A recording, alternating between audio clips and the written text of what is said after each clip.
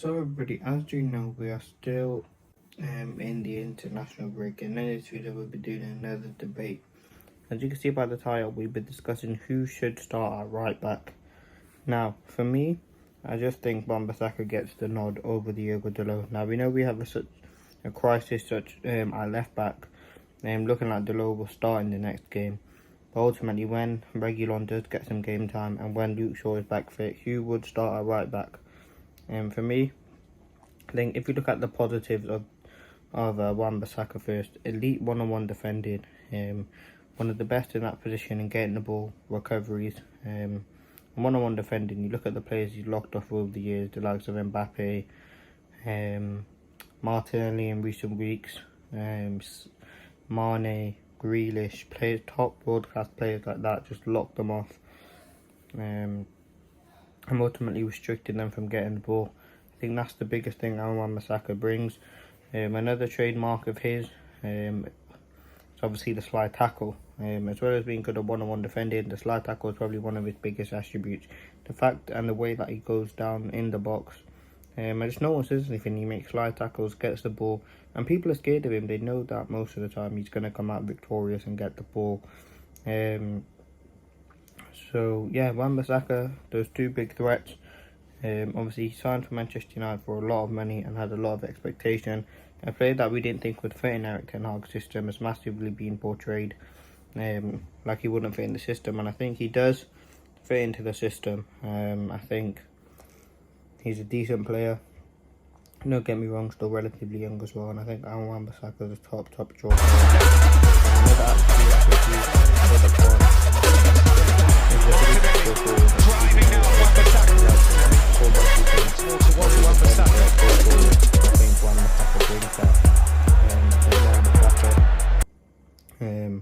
ultimately, going forward, has improved massively. He's got a few assists. Obviously, got the assist for the Varane goal against Wolves, and ultimately starting to build connections. Whether that be with, well, obviously we don't know what's going on with Antony, but whether that be with whoever plays on that right hand side now, whether that's Sancho, if he can still bring back at Manchester United, if it's Antony, if it's Mason Mount, whoever plays on that right hand side, I think he builds a good connection with them, and ultimately that's the connection that you need.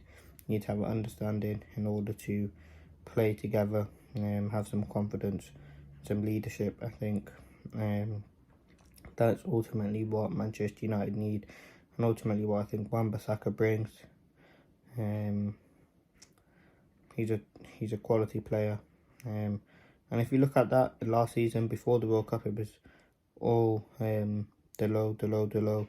After the World Cup, Dalot got injured. Wan-Bissaka came in and did really well, and then Wan-Bissaka began to start. So I think it's close. It's a good problem for the manager to have, having two world-class players that ultimately will battle it out.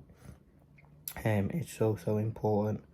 In terms of negatives of Aaron Wan-Bissaka, I think his back post defending, something that needs to work on. He is someone who's sometimes not really aware what goes on in his back post, and I think under the last season under Ollie, that was massively brought to light. It's kind of improved this season, but that is one of his concerning attributes. I don't think he can do things like that. I don't think he's good at back post defending. I think that's where he mostly conceded all of his goals, and ultimately that's something that needs to be addressed. As I said, slowly improving, and ultimately that's what we want to see. We want to see improvement from the players, and ultimately, yeah, that's probably the only negative about Wan-Bissaka. I mean, he does go to ground too much. So yeah, that's the latest with Wan-Bissaka. Not latest, but that's the attributes that he brings. And yeah, that's the segment. Obviously, towards the end, I will give you my final opinion, but I'm just going to weigh up the benefits of each and negatives. So the benefits of Dalot are mentally. Manchester United. First, let's talk about the technical ability. Someone who's been managed under Jose Mourinho, obviously from Portugal, so got that tech. Played for Porto, AC Milan, got a bit of a better background than Aaron Wan-Bissaka, and ultimately is a really confident player. I think Dalot's a bit younger as well, and I don't think Dalot really had his chance at Manchester United when Aaron Wan-Bissaka first came in. It's only under Erik ten Hag. He only started to get chances. If you look at under Oli, it was Wan-Bissaka. It was the back row of Wan-Bissaka, Maguire, Lindelof, Shaw. Ultimately Wan-Bissaka. Dalot didn't get his time. And then when Dalot finally came in at the Ten Hag, we've seen what a real quality player he is. He's someone who likes to attack, really good technically. One thing I've noticed about Dalot, he does put in crosses, but sometimes he doesn't put many in. Now, with us having Rasmus Højlund, I think it's so important for Dalot to put in crosses, and so to Wan-Bissaka when they do play games. Feeding the striker is so important, and ultimately will help them, and maybe implement this style and play in Erik ten Hag's manner. I think that's what we need, and that's what we deserve, and I think. Yeah, so sorry about that, my camera cut out, but yeah, Wan-Bissaka, I was talking about Dalot technical ability. I think it's a really good aspect for him to have.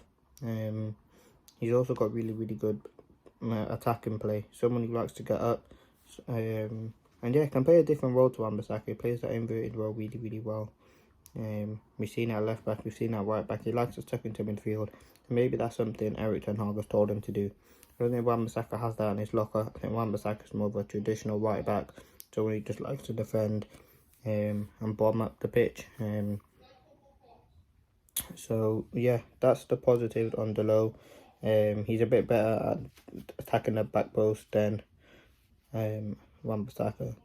The negatives about Dalot, obviously his defensive ability has been massively questioned over the last few years, and whether he's good enough defensively. I mean, he did really well to lock up Saka, so maybe that's something he's improved.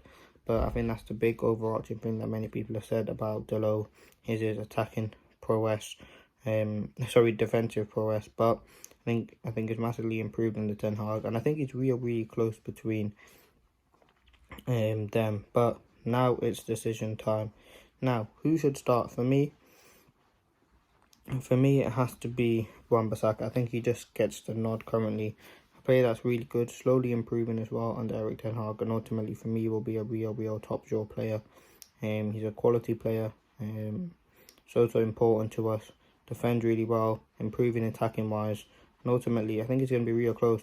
Wan-Bissaka will probably start some games. Dalot will probably start some games, and it's interesting to see what develops with Erik ten Hag and the lads. So yeah, thank you for watching this debate. If you enjoyed the video, please like.